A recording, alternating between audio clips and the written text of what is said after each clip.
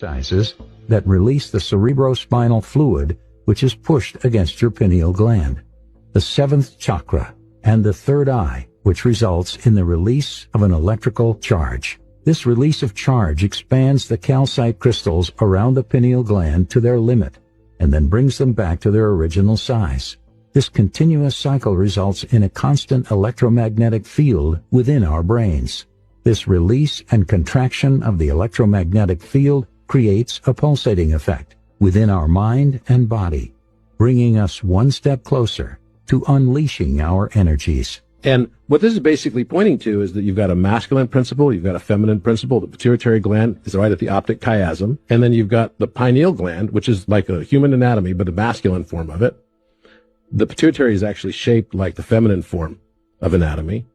And there is a breathing exercise that you can actually do to raise those to the same plane.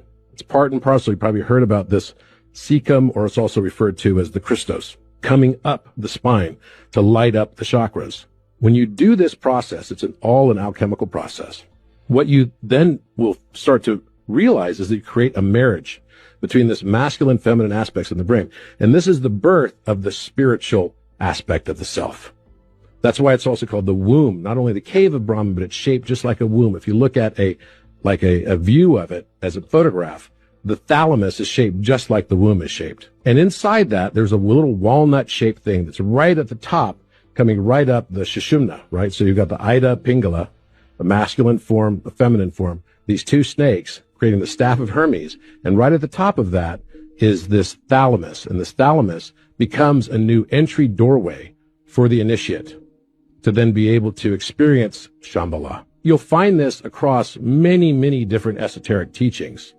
But this is a process that becomes a true second birth or a spiritual birth following your resurrection. And it's all following Joseph Campbell's hero's journey as well. Each of us have a hero's journey in this matrix of mind. And that's why I do believe that it's all literally planned out because of cause and effect. We are experiencing a retrocausality in time on both directions. The future determines the past as much as the past determines the future. We've all seen this, right? We all experience things that are bad or horrific sometimes, and we can't have the opportunity to see the wider perspective that maybe this is a good thing that's happening. We think it's a bad thing. But with the perspective of time, sometimes the polarity of that experience shifts to the positive.